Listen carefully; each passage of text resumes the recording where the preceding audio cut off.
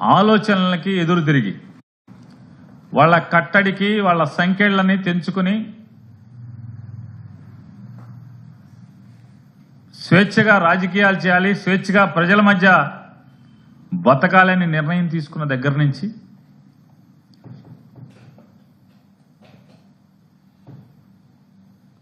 కాంగ్రెస్ పార్టీకి వ్యతిరేకంగా పురుడు పోసుకున్నటువంటి తెలుగుదేశం పార్టీకి అధ్యక్షుడిగా ఉన్నటువంటి నారా చంద్రబాబు నాయుడు గారు జగన్మోహన్ రెడ్డి గారిని పతనం చేయాలి అనేకి ఏ స్థాయికి దిగజారుతారంటే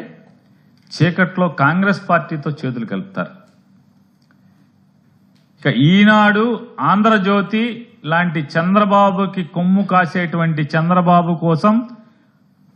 హరహరం అహర్నిశలు పనిచేసేటువంటి, ప్రాణం పెట్టి తప్పుడు వార్తల్ని సైతం నిస్సిగ్గుగా అచ్చువేసేటువంటి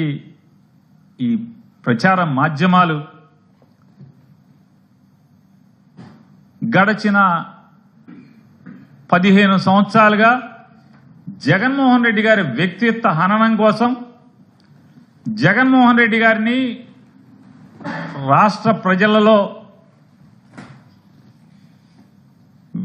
ఆయన పట్ల ఉన్నటువంటి ప్రేమని చెరిపివేయటానికి విషం చిమ్మే ప్రయత్నం చేయని రోజు లేదు, చేయని గంట లేదు. ఎంత చేస్తున్నా, వారు ఎంత విషం చిమ్ముతున్నా, ఎన్ని కుట్రలు చేస్తున్నా జగన్మోహన్ రెడ్డి గారు మాత్రం ఎంతెంతై ఒటుడింతై అన్న సామెతగా వాళ్ళందరినీ కూడా వాళ్ళ కుట్రల్ని పటాపంచలు చేస్తూ, వాళ్ళ విషపు రాతల్ని లేదా రాజకీయ కుట్రల్ని పటాపంచలు చేస్తూ ఇవాళ ఆంధ్రప్రదేశ్ రాష్ట్రంలో 45 ఏళ్ల ఇండస్ట్రీ, 2 పేపర్లు, 10 టీవీ ఛానళ్లు పెట్టుకుని విషం చిమ్ముతున్నా కూడా ఏ స్థితిలో కూడా తగ్గకుండా మొక్కవని ధైర్యంతో ప్రజల పక్షాన ఈ కూటమికి వ్యతిరేకంగా అలుపెరగని పోరాటం చేస్తున్న జగన్మోహన్ రెడ్డిని మనం చూస్తుంటే రాజకీయాల్లో ఉన్న ప్రతి ఒక్కరికి కూడా ఆఖరికి ఈ రోజున్న